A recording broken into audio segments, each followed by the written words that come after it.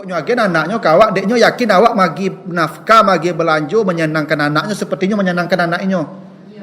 Itu tujuannya dulu tuh. Ijab kabul itu perjanjian tuh Ibu. Perjanjian antara ayah jo suami. Dulu anak ambo ko dari ketik sampai gadang ambo tangguang sadoyo doso-dosonya tangguang gua. Kini yang ambil lah ya. Jadi ambo ambil anak apa aku ambo tangguang lo seperti apa menangguang anak apa. Itu ijab kabul inti itu. Akhirnya awak tak memenuhi itu loh. Itu tak bertanggung jawab namanya itu. Ya, memang ada sebagian apa-apa aku hobi menyerengi ibu saya tadi. Nak, ibu japak pana kena serengi lo nak. Ndak, kalau japak ada kena serengi lo. Aku tiba dia, kok berserengi saya tadi anak orang. Yang lepas nyogen kawak untuk diserengi lo. Alah, jadi apa-apa yang penyerengi dak kamu masuk surga lo, cayo lo kamu.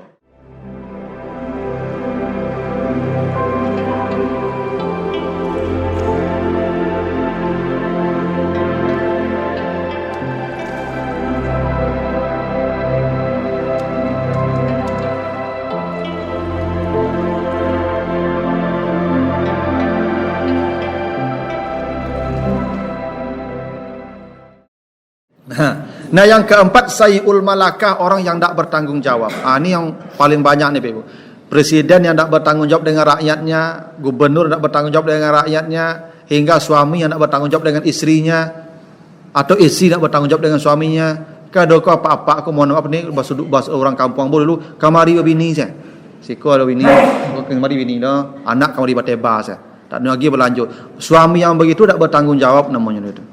Bertanggung jawab tu dulu sama ibu. Dulu apa-apa kan ibu tu kan milik ayahnya tu. Enggak. Dari ujung rambut sampai ujung kakinya jamin dia ayahnya. Tu nyagen dari ayahnya kawak. Kecil ayahnya ketika ijab kabul ko Pak, anak ambo ko ambo cukuin belanjonyo, ambo tanggung dosonya. Kini dia nagen kang ya. Seperti apa ambo maginya belanjo, cetu lagi anak ambo belanjo. Itu ijab kabul tu itu tu Pak. Ya.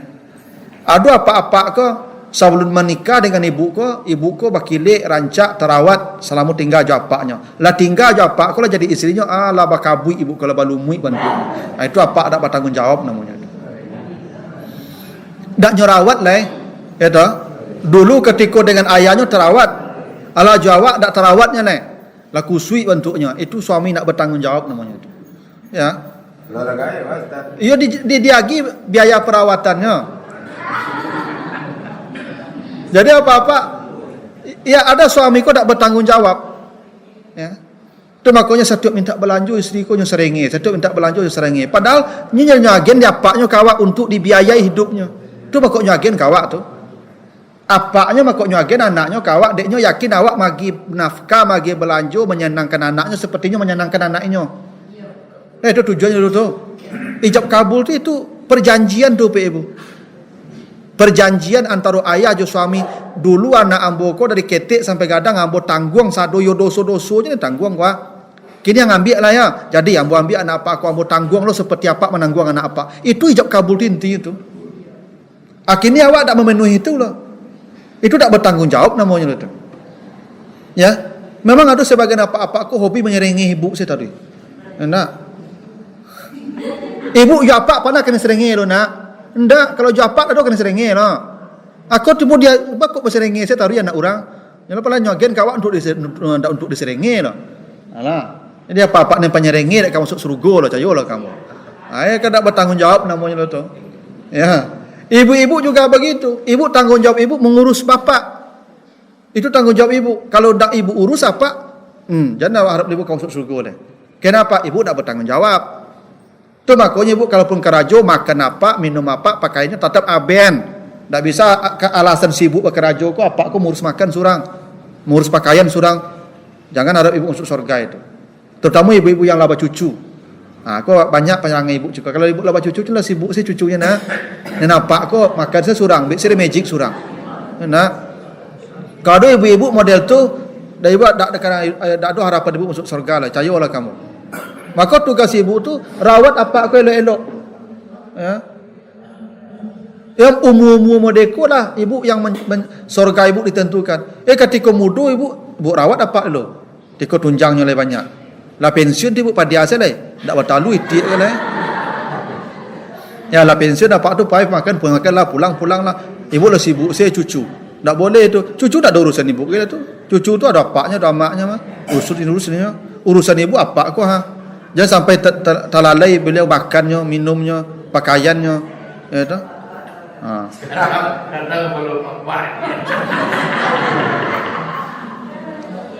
Kadang ada anak-anak ni tak mengerti pak. Nyet lama saya menelepon amaknya. Mak, misalnya nya ditinggal Pekanbaru, mak kabari mak aja. Anak ambo tak dong ka mangasuh aja. Alapa ya mak kasih pak aku tinggal saya. Tu dosa ibu tu. Iya. Kalau memang begitu bau apa tu? Baunya. Kalau nak amunya ibu tak boleh pai lah. Memang tak boleh pai lah. Kadang soal tanggungjawab ni barik ibu. Suami bertanggungjawab dengan istrinya, istri bertanggungjawab dengan suaminya, ibu bertanggungjawab dengan anak, apa bertanggungjawab dengan anaknya. Semua itu kan diminta pertanggungjawabannya di akhirat. Jadi ibu anggap sepele aja itu, ohnya lah gaik dari kepala diurus padang. Justru lah gaik, kau harus diurus. Kalau muda-muda, ha? Ya justru tak batal dua tu makut diurus.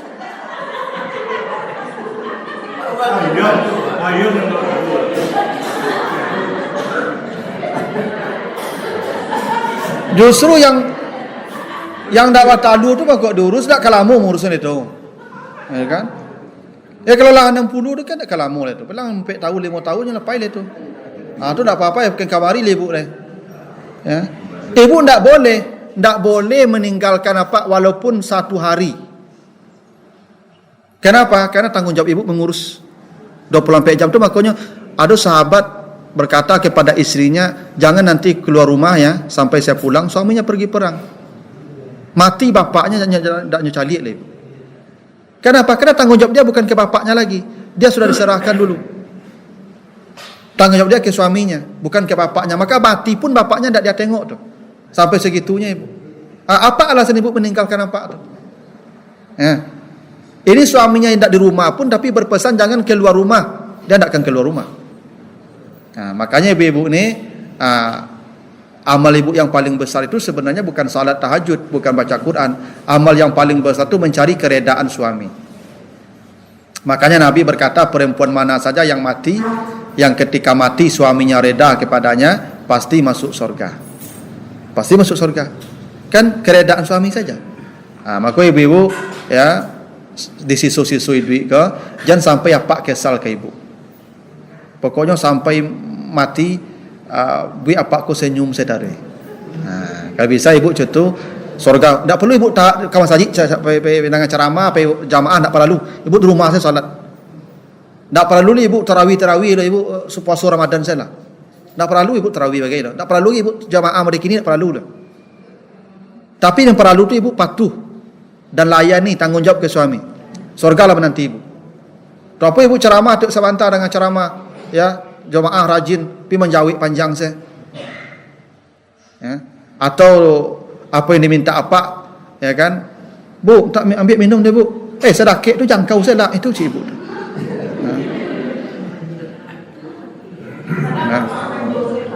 Ya memang betul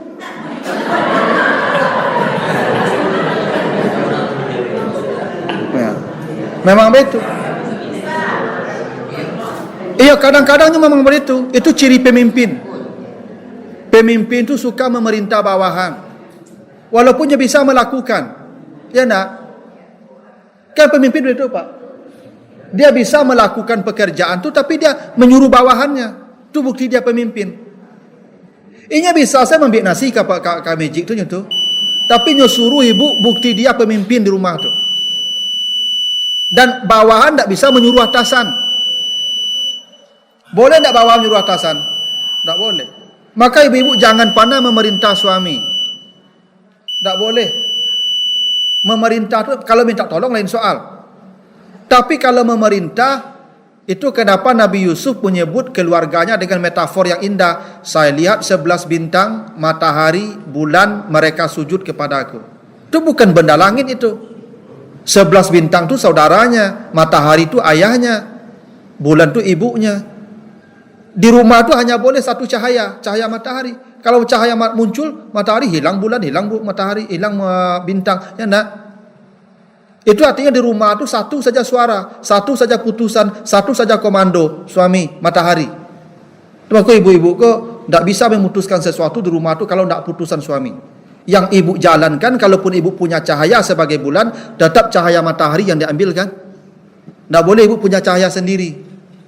Kalau bulan kan tidak punya cahaya sendiri, Pak. Cahaya bulan kan cahaya matahari yang diambil juga. Itulah metafor di keluarga. Ibu tidak boleh dominan seperti kata beliau tadi. Tidak boleh ibu menyuruh-nyuruh keramat ibu. Ya.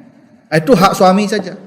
Nah, kalau tidak nanti jangan ibu berharap masuk surga walaupun ibadah ibu banyak. Karena itu sebut Allah begitu. Nabi juga sebut begitu. Namanya sayyi'ul malakah, orang yang buruk tanggung jawabnya.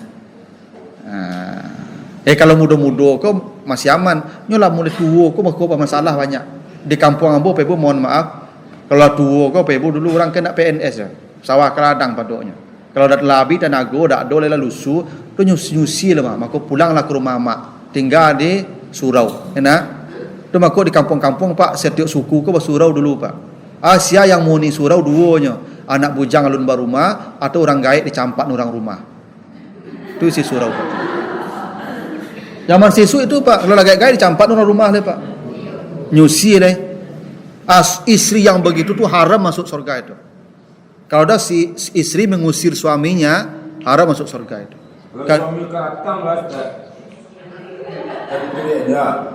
Kalau suami itu kalau dia pembangkang, dia durhaka, itu urusan dia dengan Allah. Tidak ada urusan dengan ibu-ibu. Istri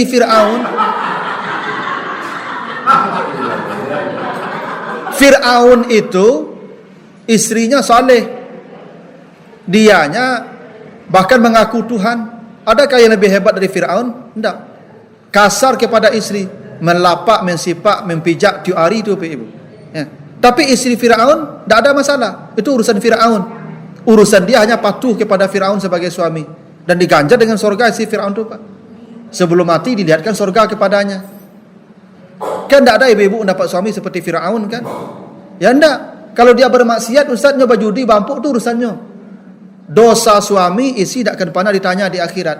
Tapi dosa istri, suami yang pertama ditanya di akhirat. Karena dia pemimpin. Kalau bawahan salah, pemimpin ditarik.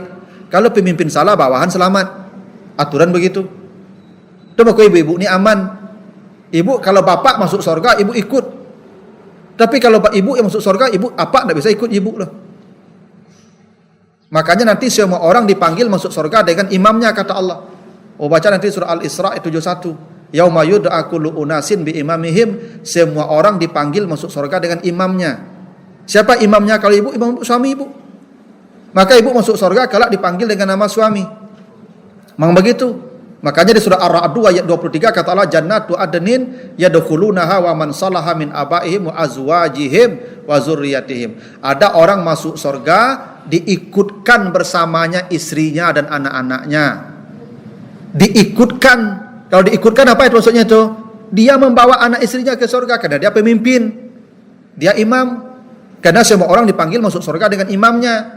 Itu maka ibu-ibu tidak perlu beribadah banyak-banyak. Walaupun kalau mau alhamdulillah.